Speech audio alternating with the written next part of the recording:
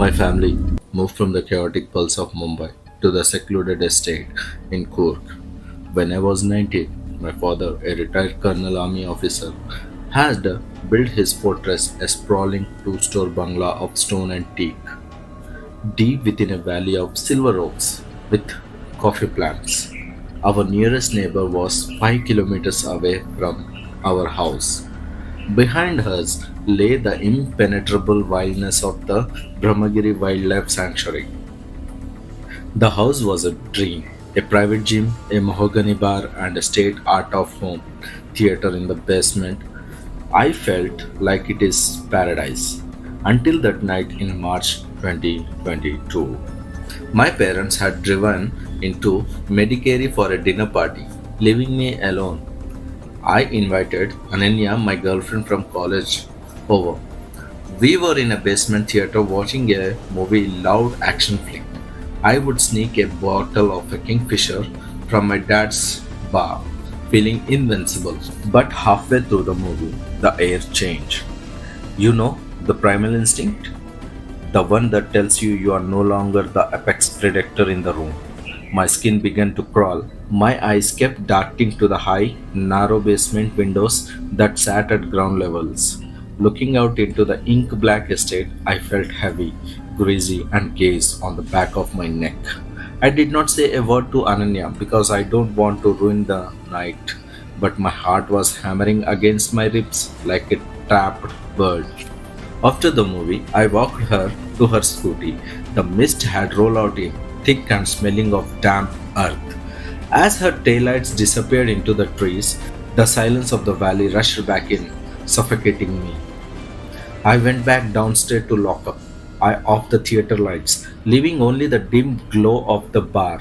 As I reached for a switch, I glanced to a large glass pane facing the backyard.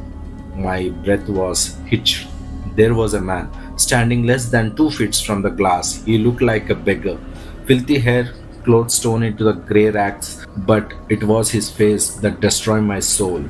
He was wearing a grin so wide, his skin was tearing, and his eyes were bulging, unblinking, fixed entirely on me.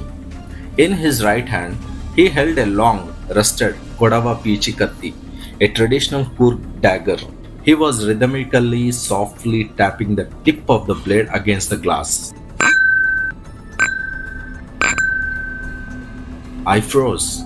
I backed away into the bar area, my hands trembling as I hit the floodlights for the patio. The sliding glass door illuminated. The man did not run. He did not even flinch. He simply walked slowly with a predator grace from the window to the sliding door. We were inches apart, just a sheet of glass between my throat and the rusted blade. He did not try to break it. He just stood there, grinning the manic, broken smile staring through me as if I were already dead.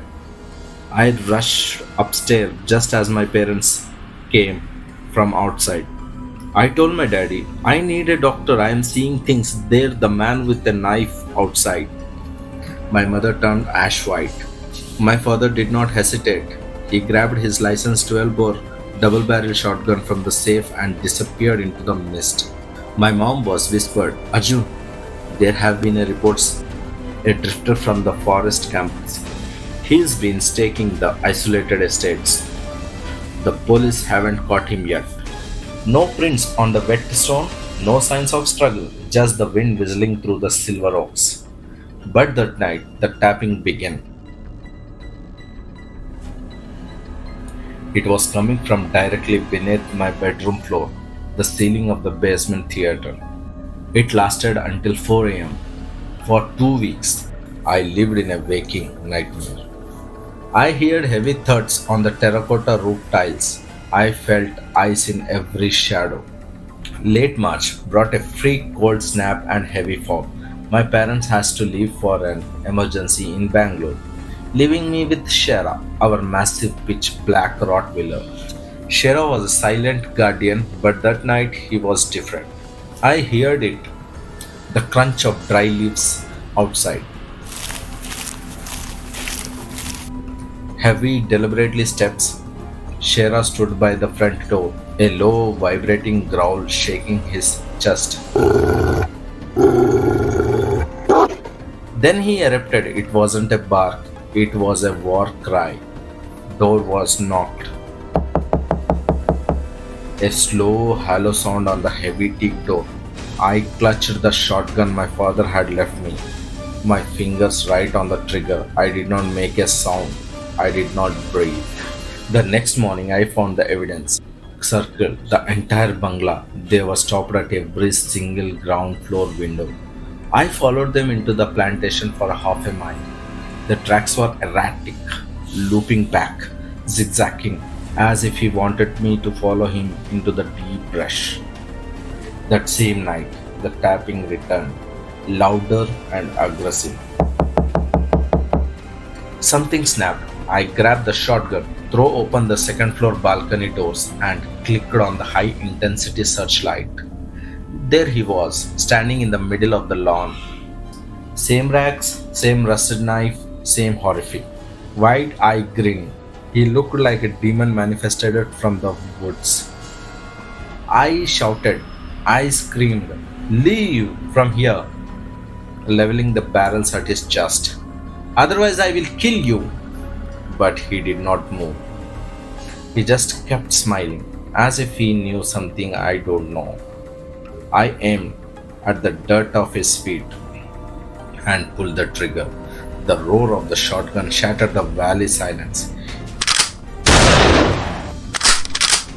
He staggered back, the grin never leaving his face, and he began to retreat into the darkness, backwards, never taking his eyes off me. Then I had told to go Sheriff, slide the glass door open and release the beast. Shera launched himself like a black bolt of lightning into the forest, his barks echoing like thunder. I never saw that man again, but sometimes when the mist rolls in over the Coorg hills and the house grows quiet, I still hear a faint sound against the glass. So guys, if you like this story, please like, share and comment. For more videos, please subscribe our channel. Till then, be safe, be humble. Thank you. Jai Hind.